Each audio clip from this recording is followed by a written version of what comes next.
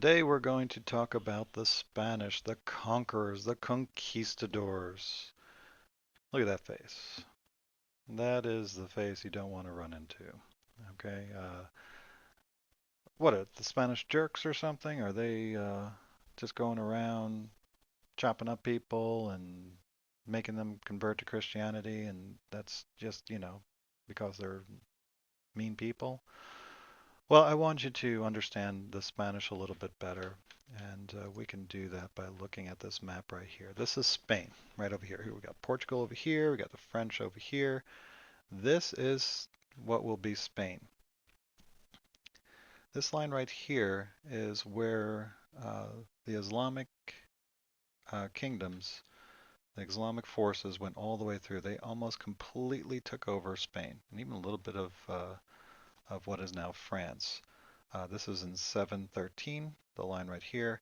And then in 1021, they were pushed back here. And then in 1269, they were pushed back here. So, I mean, they were going back and forth. These Muslim kingdoms and the Christian kingdoms, they were pushed. This was the front line of the religious wars between the Christians and the Muslims. So it is a very war-torn for centuries. We're not talking about like World War II. It went on for less than a decade.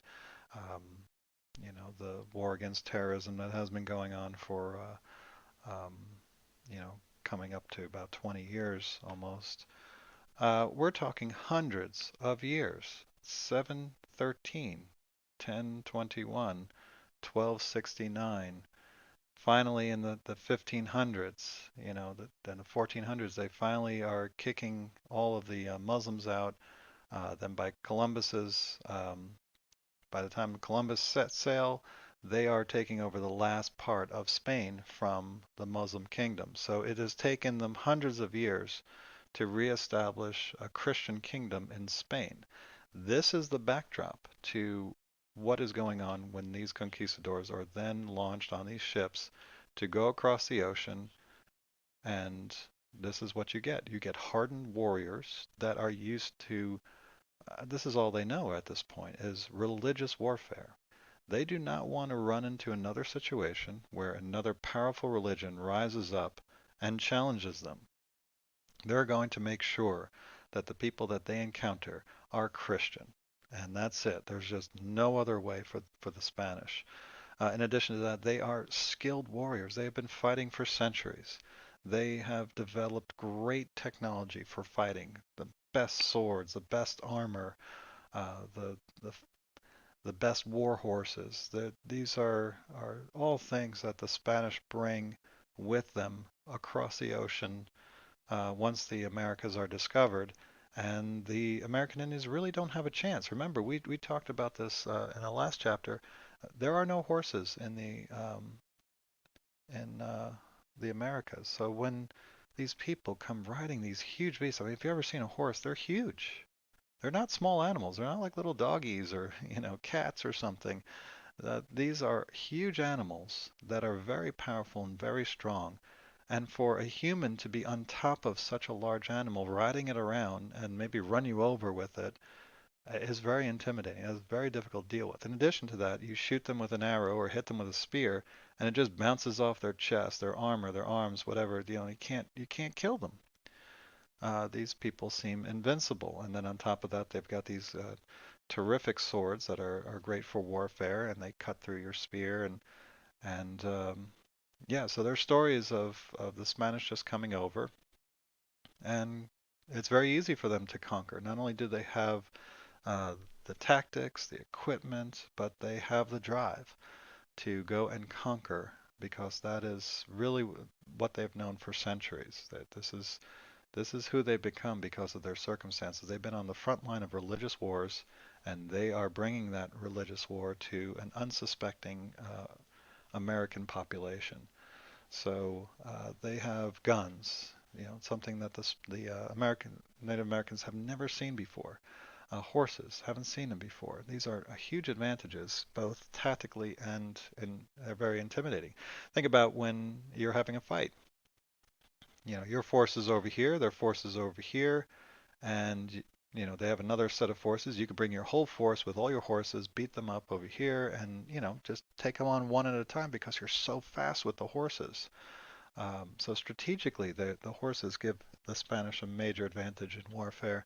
Um, the the populations that they meet just don't stand a chance. All right, so missions. Here is a one of our words. It's a combination of a church and school designed to spread religion. We have a picture of it right here. You'll see these today in the American Southwest, all throughout Mexico and so forth. Because the Spanish, as we saw yesterday, they start colonizing the American Southwest. They go all the way up through here. And the reason why they go up through here is because of this man right here, Francisco Coronado. That's a name we have to remember. Francisco Coronado in 1540 was looking for the seven cities of gold, and that took him up to like Arizona, New Mexico area, and traveled all throughout um, Southwest. Here's Texas over here. Got Oklahoma, Arizona, New Mexico, Arizona, as well as parts of Mexico. He's going all throughout this area looking for the seven cities of gold and mapping this area, first of all, so that people know where they're going when they follow him. Conquering these tribes that are out here, like the Pueblo, and claiming this land for Spain. So the Spanish become much more powerful because now they have this area because of Francisco Coronado. So they start, in the name of God, they start conquering the people there, converting them over, as we saw yesterday when we talked about the Spanish. One interesting story that I want to leave you with is that, well, not yet. Hold on. Let me get back to that. Germs. This is definitely something we need to talk about. Another reason why the American Indians could not stand up to the Europeans, even if they weren't the conquistadors, the Spanish. When the Europeans came over, remember, they've had some serious diseases going on in Europe. Remember the bubonic plague wiping out one third of Europe, but they have other illnesses that the American Indians have never seen before. Their bodies do not have the antibodies to fight off these diseases. They just don't have the immune system that can fight off a lot of these diseases that the Europeans have built up an immunity. You can carry a disease and not have it because your body is able to fight it off, and then you start, somebody catches a cold, whatever, they have a disease in them that's not really hurting them. It's not really bad, but then they spread to somebody whose immune system is not used to those kinds of diseases, and it overwhelms them. And we talk about how devastating the bubonic plague was for the European nations, wiping out one third. Uh, Many estimates uh, talk about that the Native American population, when these diseases hit, wipes out about 90% of the population. That's unimaginable. It's just too crazy to think about that whole villages, everything gets wiped out. Now, what you have to remember when we talked about these American Indians, why we needed archaeology in order to learn about the American Indians is because they don't have a written language. They didn't write down their histories. They didn't, everything was passed down by word of mouth. Well, now with these diseases hitting so quickly and so devastatingly, the people that were responsible for passing down the histories, passing down the culture, passing down the great deeds of people, their heroes, their philosophers, um, their ways of thinking, their religion, anything that needed to be passed down that normally would be written down is now lost to the American Indians because of these deaths. So it has a devastating effect on the American Indians, not just because people died, but their culture suffers, their willingness to resist, and then of course you have the religious aspect that maybe if we resist these people, this is God punishing us for that and just wiping out all these populations. So psychologically, it's a backbreaker for the American Indians, and it makes it much easier for the Europeans to come in and do whatever they want, claim land, conquer. Uh, yeah, it's a real bad situation for the Native Americans on all fronts. The story that I wanted to leave you with, in the name of God, is the a story of a priest that comes over with the conquistadors, and he's going to set up a mission in Mexico or somewhere in Texas, what today is Texas. And he gets shipwrecked, and he survives, and he's picked up by a local tribe. They nurse him back to health, and he teaches them about Jesus and about God, and the whole town converts. They love Jesus. They love what this guy is saying. They love the guy. They think he's a great man and is just, you know, really happy that he's there. It's a great, great story. Well, then word comes that the conquistadors have landed nearby and are marching towards their town. And they hear stories of the conquistadors doing terrible things to the people of the other towns. And the priest is very excited now. He's going to be rescued. He's going to be able to go back to Spain or get supplies to set up his mission and so forth.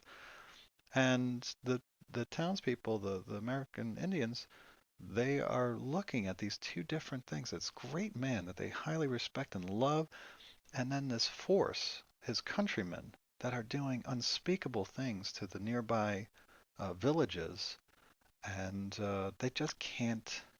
They refuse to believe that this priest is of the same people as these other people. It's not possible. This man of God, this wonderful person, cannot be this of the same tribe as these people that are going around conquering everybody with in cold blood. And it was just an interesting take on what was going on, and the confusion between what the American Indians. It just A lot of things just didn't make sense. Things were moving too quickly that they couldn't wrap their heads around what was coming at them. They didn't understand this group of people, and it would lead to a lot of heartbreak and a lot of hardship for the American Indians, unfortunately. So that's the Spanish. They are the conquistadors. They came around to conquer, to convert, to take over land. They are, the epitome of the Gold God and Glory crew, and they were well suited for conquering because of their history over in Spain.